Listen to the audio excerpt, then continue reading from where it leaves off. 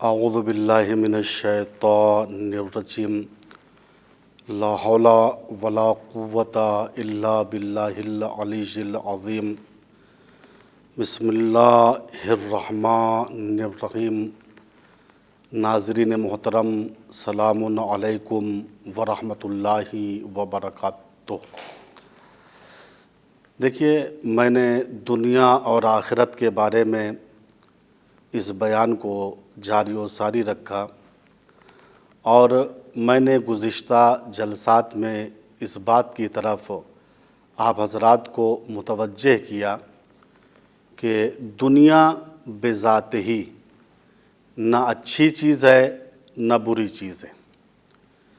اگر اس کا استعمال اچھا کیا جائے، اچھی جگہوں پر مال دنیا کو خرچ کیا جائے تو مال دنیا بہترین چیز ہے، لیکن اگر مال دنیا کا استعمال غلط کیا جائے، مال دنیا کو گناہوں کی جگہ پر لگایا جائے، مثلا ہم نے مال کے ذریعے سے جوئے کی ایک دکان کھول دی، ہم نے مال کے ذریعے سے فساد کا ایک مرکز بنا دیا، پکچر ہال بنا دیا، تو اس صورت میں مال دنیا ایک بری چیز ہے۔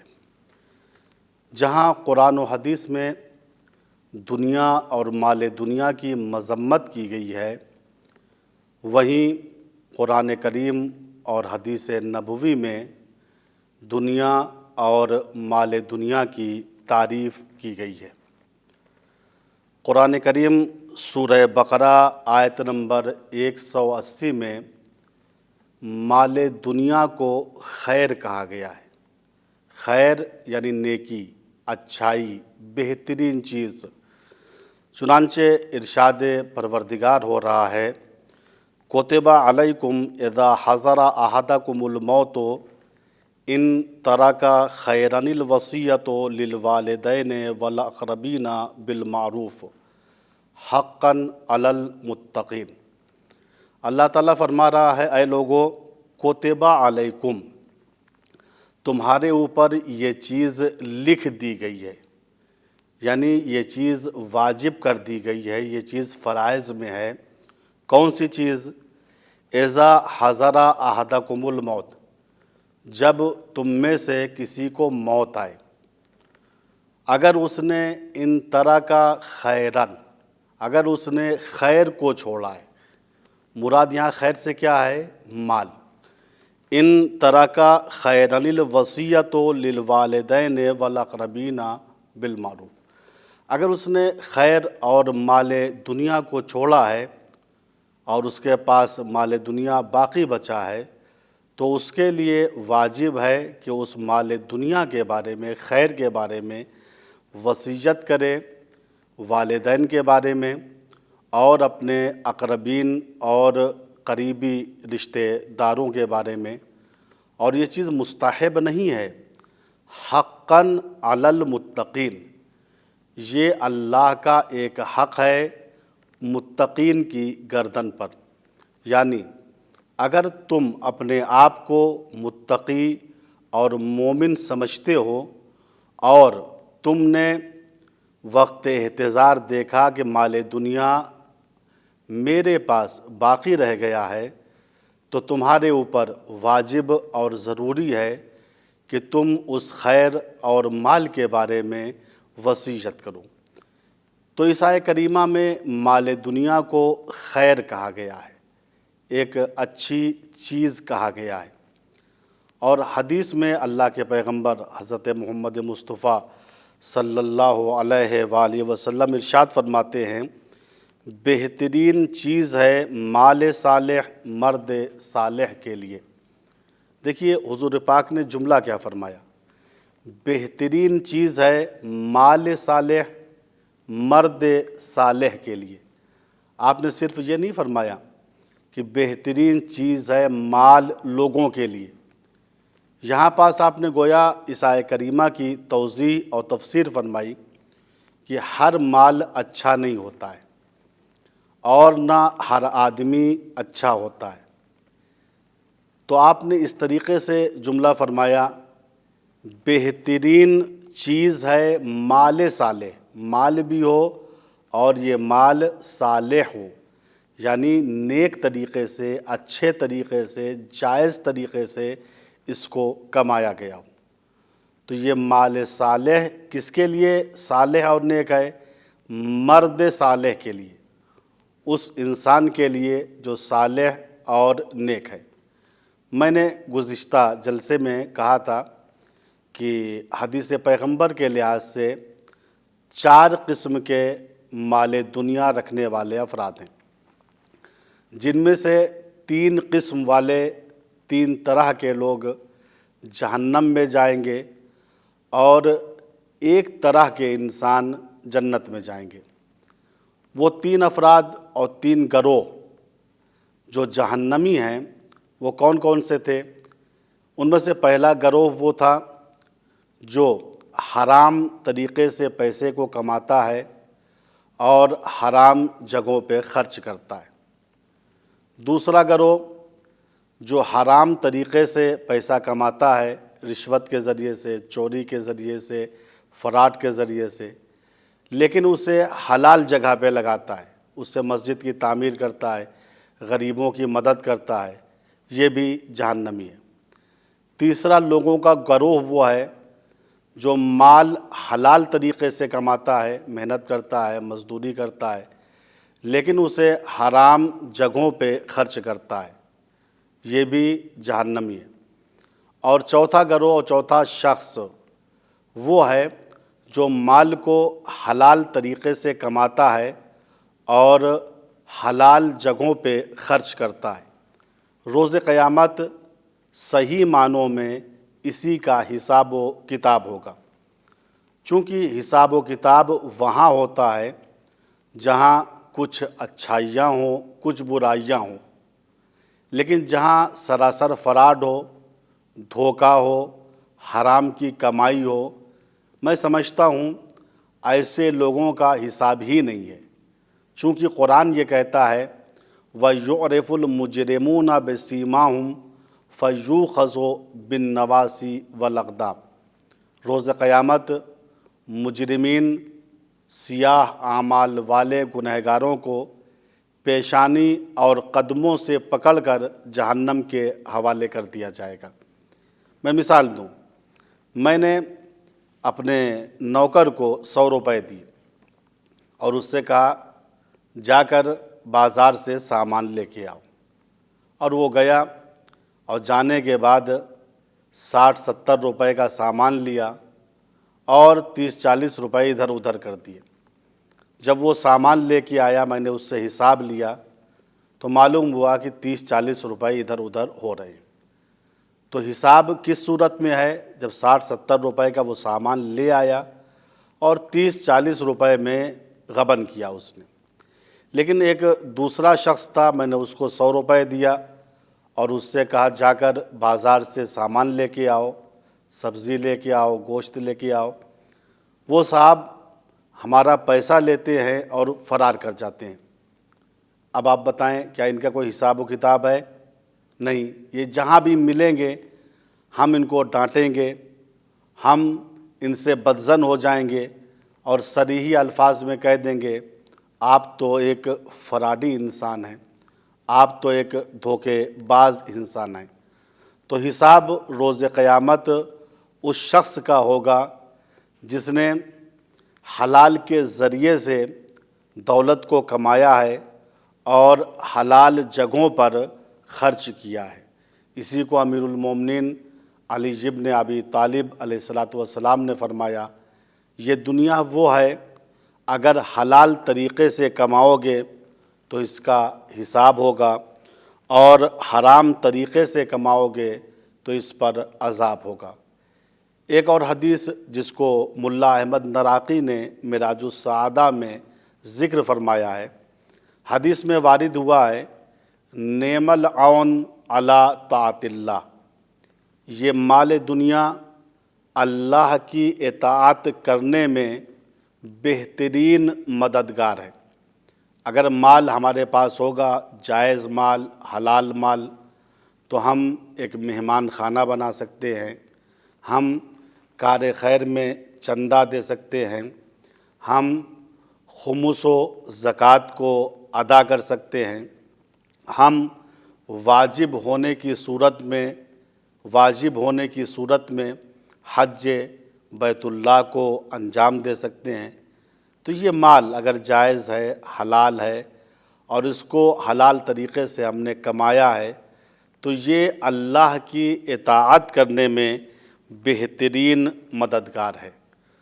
تو جو آیہ کریمہ میں نے آپ کے سامنے پیش کی، اور جو 2 حدیثیں ابھی میں نے آپ حضرات کے سامنے پیش کی، اس سے نتیجہ یہ نکلتا ہے کہ مال نہ اچھی چیز ہے نہ بری چیز ہے۔ اگر اس کا مصرف اچھا ہے تو مال اچھی چیز ہے، اور اگر اس کا مصرف برا ہے تو مال ایک بدترین چیز ہے۔ اور اگر ہم کو مال دنیا جائز طریقے سے چاہیے تو یہ شہنشاہوں کے درباروں سے نہیں ملے گا، یہ مال دنیا ہم کو چاپلوسی سے نہیں ملے گا۔ ہم خداوند متعال کے ہو جائیں، ہم آخرت والے ہو جائیں، تو اللہ تعالی ہمارے لیے روزی کے دروازوں کو کھول دے گا۔ چنانچہ سورہ نساء آیت نمبر 134 میں ارشاد ہو رہا ہے، من کان یرید ثواب الدنیا فعند اللہ ثواب الدنیا والآخرہ وکان اللہ سمیعا بصیرا۔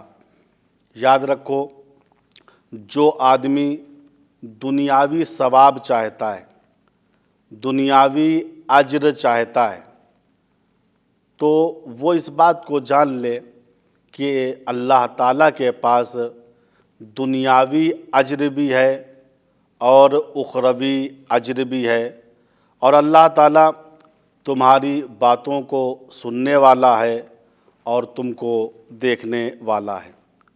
عزیزو، دنیا غیروں سے نہیں ملے گی۔ اگر غیروں سے ملے گی تو وہ دنیا ناجائز ہوگی، حرام ہوگی۔ وہ دنیا جو طاغوت سے ملتی ہے، سرکشوں سے ملتی ہے، غاصب حکمرانوں سے ملتی ہے، وہ دنیا ہم کو بھی سرکش بنا دے گی، وہ دنیا ہم کو بھی طاغی اور باغی بنا دے گی۔ لہٰذا ضروری ہے کہ ہم دنیا اگر طلب کرنا چاہتے ہیں تو اللہ کے دروازے پر ہم کو آنا پڑے گا۔ خدا کے سامنے ہمیں دست مراد کو بلند کرنا پڑے گا، ورنہ ہم پوری عمر دنیا کے چکر میں چکراتے رہیں گے، ذلیل ہوتے رہیں گے، حقیر ہوتے رہیں گے۔ چونکہ روایات میں ہے کہ جو ظالم حکمران ہیں، لا یعطون شیئا الا ان یاخذوا منک شیئا، وہ اگر کوئی چیز تم کو دیں گے، مال دنیا تم کو دیں گے، تو اس کے مقابلے میں کوئی چیز تم سے لے لیں گے، یعنی تمہارا ایمان، تمہارا یقین، تمہاری وحدانیت، تمہاری سچائی تم سے خرید لیں گے۔ جب تک تم سے تمہارا ایمان و یقین یہ ظالم حکمران لے نہیں لیں گے، تب تک تم کو یہ کوئی چیز عطا نہیں کریں گے۔ اور میں اکثر یہ بات کہتا ہوں کہ اس دنیا میں 2 قسم کے لوگ ہیں۔ بعض وہ لوگ ہیں جو دنیا کو خرچ کرتے ہیں، اور بعض وہ لوگ ہیں جن کو دنیا خرچ کرتی ہے، پوری عمر ہائے ہائے کرتے رہتے ہیں، لیکن دنیاوی تشنگی ان کی باقی رہتی ہے۔ لہٰذا ہم کو چاہیے کہ اگر ہم دنیا بھی چاہتے ہیں، مال دنیا کی زیادتی چاہتے ہیں، تو ہم اللہ کے پاس آئیں، اس سے دعا کریں۔ من کان یرید ثواب الدنیا فعند اللہ ثواب الدنیا والآخرہ۔ جو دنیا بھی چاہتا ہے وہ جان لے کہ اللہ کے پاس دنیا بھی ہے اس کا اجر بھی ہے، آخرت بھی ہے اور اس کا اجر بھی ہے۔ اور حقیقی برکت والا مال وہی ہے جو خداوند متعال کے رحم و کرم سے ہم تک پہنچے۔ اللہ نے ہم کو کتنی نعمتیں عطا فرمائی ہیں۔ هو الذی خلق لکم ما فی الارض جمیعا، پروردگار وہ ہے جس نے جو کچھ بھی اس زمین میں ہے اس کو ہمارے لیے پیدا کیا ہے۔ اللہ نے خود زمین کو ہمارے لیے پیدا کیا تاکہ ہم اس پہ چلیں، اس سے انرجی حاصل کریں۔ اللہ نے اس زمین سے نباتات کو اگایا، گھاسوں کو اگایا، سبزیوں کو اگایا تاکہ ہم اس سے انرجی حاصل کر سکیں۔ اللہ نے شمس و قمر کی قندیلوں کے ذریعے سے اپنی نعمتوں کو روشن کیا تاکہ یہ انسان ان نعمتوں کو دیکھے اور نعمتوں کو دیکھنے کے بعد نعمتوں کے خالق کا اندازہ اور پتہ لگائے۔ اللہ تعالیٰ نے جتنی چیزیں اس زمین میں پیدا کی ہیں سب ہمارے لیے پیدا کی ہیں، یہاں تک کہ اللہ تعالیٰ نے انسان کی خوبصورتی پسند، وہ تصویر جو اس کے وجود میں ہے جس کے ذریعے سے یہ زینت کو پسند کرتا ہے، اس تصویر کو بھی مد نظر رکھا۔ چنانچہ سورہ ملک میں ارشاد ہوا کہ اللہ تعالیٰ نے آسمان کی دنیا کو ستاروں کے چراغ کے ذریعے روشن کر دیا ہے۔ وَلَقَدْ زَيَّنَّا السَّمَاءَ الدُّنْيَا بِمَصَابِيحَ، بتحقیق اللہ نے آسمانی دنیا کو ستاروں کے چراغ کے ذریعے سے روشن کر دیا ہے تاکہ تم چونکہ خوبصورتی پسند ہو، زینت کو دوست رکھتے ہو، لہٰذا اللہ کی اس خوبصورت کائنات کو دیکھو۔ یہی نہیں، اللہ تعالیٰ نے ہمارے وجود میں 5 چیزیں جو محسوسات کے نام سے منطق میں پہچانی جاتی ہیں، اس کی نعمت کو عطا کیا تاکہ ہم اس کی دی ہوئی نعمتوں کو ان حواس خمسہ کے ذریعے سے پہچان سکیں۔ حواس خمسہ کیا ہیں؟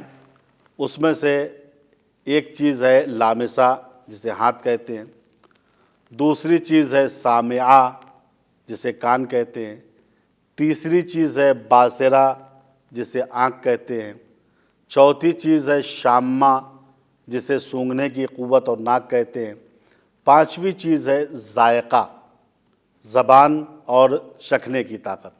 اس کو منطق کی اصطلاح میں حواس خمسہ کہتے ہیں، یعنی 5 محسوسات جن کے ذریعے سے ہم چیزوں کی حس کرتے ہیں۔ قوت لامسہ، ہاتھ کے ذریعے ہم چھو کر پتہ لگاتے ہیں یہ چیز موٹی ہے یا پتلی ہے، یہ چیز گرم ہے یا ٹھنڈی ہے۔ قوہ سامعہ، سننے کی طاقت، اس کے ذریعے سے ہم پتہ لگاتے ہیں کہ یہ آواز جو کانوں سے ٹکرا رہی ہے یہ جائز آواز ہے یا ناجائز آواز ہے، یہ اہل دنیا کی آواز ہے یا اہل آخرت کی آواز ہے، یہ انسان کی آواز ہے یا حیوان کی آواز ہے۔ حیوان کی آواز ہے تو کس حیوان کی آواز ہے؟ شیر کی آواز ہے، چیتے کی آواز ہے، بھالو کی آواز ہے، وغیرہ وغیرہ۔ اسی طریقے سے ہم آنکھوں کے ذریعے دیکھ کر اللہ کی نعمت کا پتہ لگاتے ہیں کہ اس چیز کا رنگ کیسا ہے، سیاہ ہے یا سفید ہے، گلابی ہے یا آبی ہے، نارنجی ہے یا پیلا ہے، وغیرہ وغیرہ۔ اسی طریقے سے ہم قوہ شامہ ناک کے ذریعے سونگھ کر پتہ لگاتے ہیں کہ یہ چیز جو ہمارے سامنے ہے اس میں کون سی خوشبو ہے، یا خوشبو اس کے اندر ہے ہی نہیں۔ یہ چیز جو کھانے کی شکل میں ہمارے سامنے ہے، یہ فاسد ہے یا صحیح و سالم ہے، ہم بو کے ذریعے، مہک کے ذریعے پتہ لگا لیتے ہیں۔ اسی طریقے سے قوہ ذائقہ ہے، چکھنے کی قوت، ہم اس زبان کے ذریعے، قوہ ذائقہ کے ذریعے اس بات کا پتہ لگاتے ہیں کہ یہ چیز کھٹی ہے یا میٹھی ہے، ترش ہے یا شیرین ہے۔ تو یہ حواس خمسہ جو اللہ تعالیٰ نے ہم کو عطا کیا ہے، اس وجہ سے عطا کیا ہے تاکہ ہم اس کی نعمتوں کو محسوس کر سکیں۔ دیکھیے، صرف ہم حواس خمسہ کے ذریعے نعمتوں کو محسوس نہیں کر سکتے۔ یہ تو 5 طاقتیں، 5 نعمتیں جو ظاہر بظاہر ہیں، جو دکھائی دے رہی ہیں۔ اس کے علاوہ بہت سی باطنی نعمت ہیں جن کے ذریعے سے ہم چیزوں کا پتہ لگاتے ہیں، جسے اصطلاح منطق میں وجدانیات کہتے ہیں۔ مثلا میں نے کہا مجھے بھوک لگی ہے۔ یہ بھوک جو ہم کو لگی ہے، ہم نے محسوس کیا، کس چیز سے محسوس کیا؟ ہاتھ سے محسوس کیا، کان سے محسوس کیا، آنکھ سے محسوس کیا، ناک سے محسوس کیا، زبان سے محسوس کیا؟ جی نہیں، یہ چیز حواس خمسہ کے ذریعے سے محسوس ہو ہی نہیں سکتی۔ کسی نے کہا مجھے پیاس لگی ہے، کس آلے کے ذریعے آپ نے پتہ لگایا کہ مجھے پیاس لگی ہے؟ کسی نے کہا فلاں شخص مجھ سے بہت محبت کرتا ہے، اس محبت کو آپ نے کیا حواس خمسہ کے ذریعے پتہ لگایا؟ جی نہیں۔ کسی نے کہا بھیا فلاں تو ہم سے حسد کرتے ہیں، فلاں ہم سے جلن رکھتے ہیں، یہ حسد و جلن و بغض و کینے کا پتہ آپ نے کیا محسوسات سے لگایا؟ کہا نہیں، یہ اندرونی طاقت ہے جو انسان کو متوجہ کر دیتی ہے کہ فلاں ہم سے بغض و حسد رکھتا ہے۔ تو اللہ نے محسوسات کو بھی ہم کو عطا کیا جو دکھائی دے رہے ہیں، اور وجدانیات کو بھی ہم کو عطا کیا۔ اسی کو قرآن نے کہا وَأَسْبَغَ عَلَيْكُمْ نِعَمَهُ ظَاهِرَةً وَبَاطِنَةً، اے انسان، ہم نے تجھ کو ظاہری نعمتوں کو بھی عطا کیا ہے اور باطنی نعمتوں کو بھی عطا کیا ہے، اور اتنی نعمتیں ہم نے تجھ کو دی ہیں کہ وَإِن تَعُدُّوا نِعْمَتَ اللَّهِ لَا تُحْصُوهَا، اگر تم لوگ اللہ کی نعمتوں کو گننے بیٹھو گے، اس کا شمار کرنے بیٹھو گے، تو کبھی بھی اس کا شمار نہیں کر سکتے ہو۔ لہٰذا جب ہم نے تم کو خلق کیا، جب ہم نے تم کو نعمتیں عطا کی ہیں، تو تم کو چاہیے کہ میرا شکریہ ادا کرو، تم کو چاہیے کہ تم آخرت والے بنو، دنیا والے اور شیطان والے نہ بنو، چونکہ یہ دنیا جز دھوکے کے کچھ بھی نہیں ہے۔ وَمَا الْحَيَاةُ الدُّنْيَا إِلَّا مَتَاعُ الْغُرُورِ، حیات دنیا کچھ بھی نہیں ہے جز غرور اور دھوکے کے۔ دنیا آخرت تک پہنچنے کا راستہ ہے اور وسیلہ ہے۔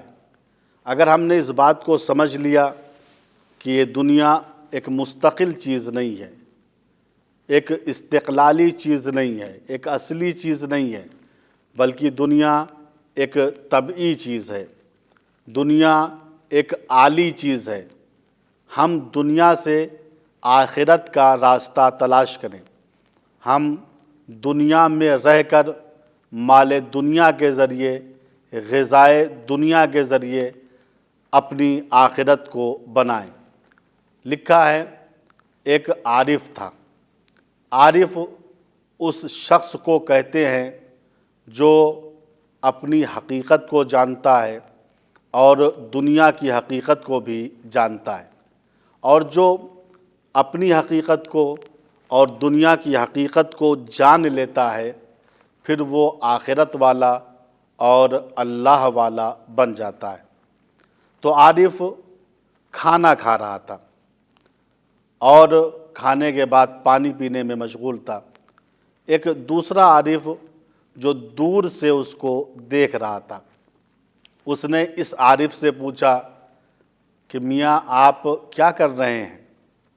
غور کیجئے، چونکہ عارف وہ ہوتا ہے جو دنیاوی لذتوں سے سرشار نہیں ہوتا ہے، دنیا کو حقیر و پست سمجھتا ہے، اور یہ روٹی، یہ پانی، یہ کپڑا، یہ مکان، یہ ساری چیز کیا ہے؟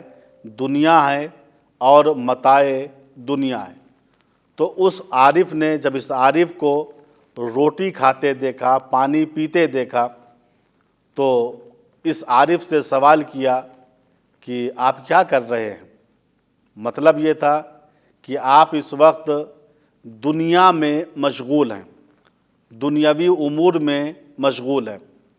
یہ عارف بھی بہت ہی ہوشیار تھا، زرنگ تھا، سمجھدار تھا۔